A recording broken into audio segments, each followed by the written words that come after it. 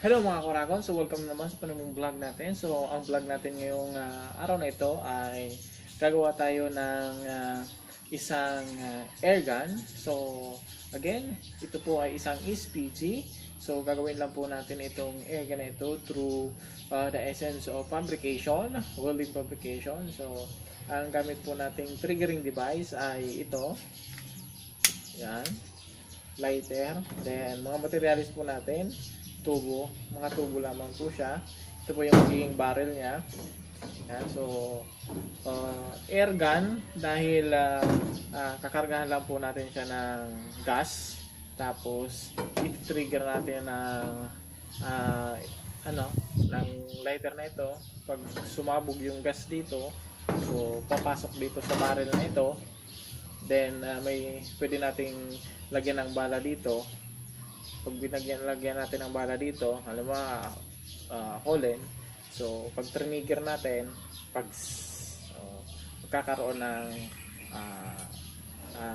pagputok, ano po. So yun ang essence ng ating project ngayong araw na ito. So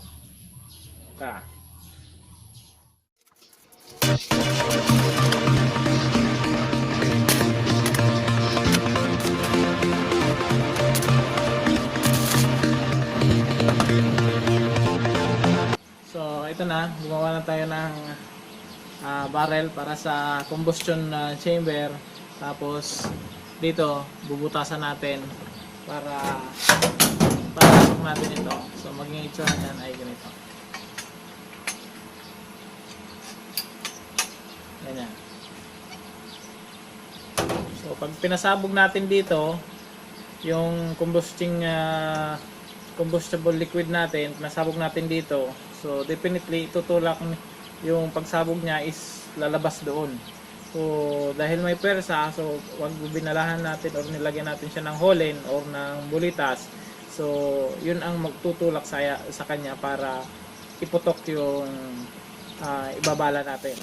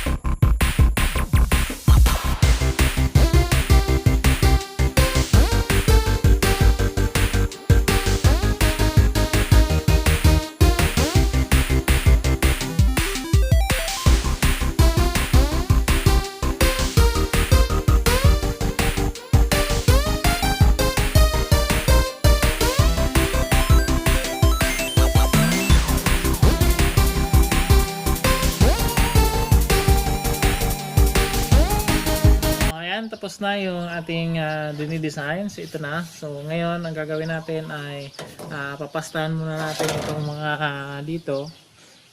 Tapos papakuin natin. Tapos yan. Gagawin lang natin. Ito na.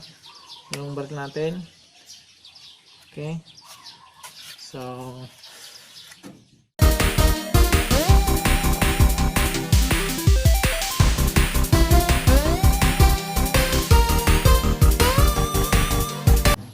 alright, so grind na natin siya or nilinis. So nakaporma na siya. So ngayon, i-surfacing na natin siya. Ibig sabihin, lalagyan na natin siya ng shockproof. Tatabunan natin itong mga mga siwang na ito. Yan, ganyan.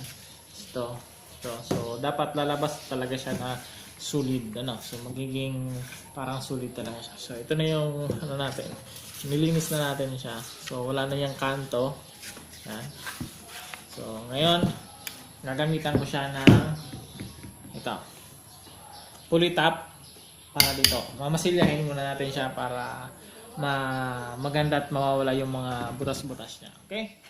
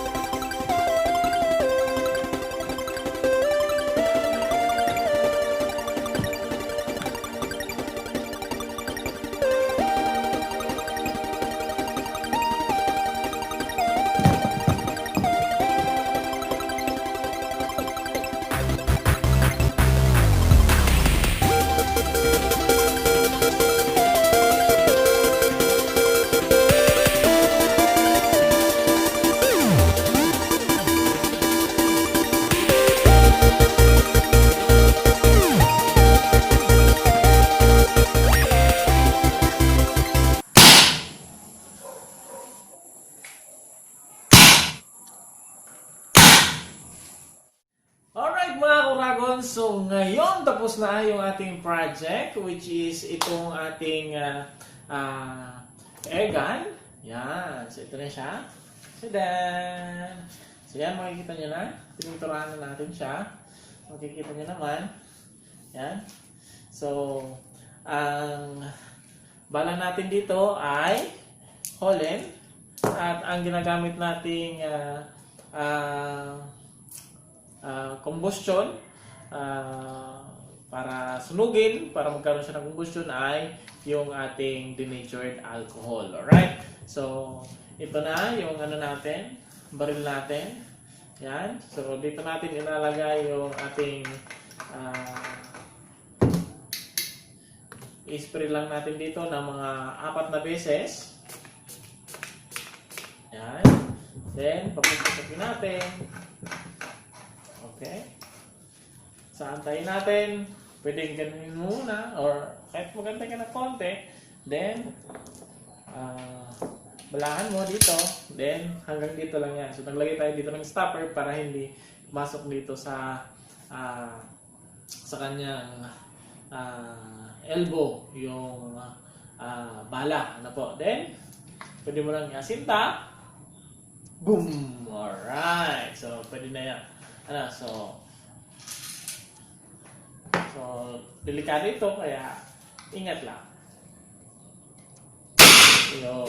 So, medyo malakas siya, kaya ingat sa paggamit. Alright? So, yan. So, sana po ay may nag-enjoy at may natutunan kayo sa ating project na ginawa ngayon. So, don't forget to share, like, and subscribe. This is G with an A, E-G-A, Gerard A. So, maraming salamat po and God bless. Stay home, stay safe.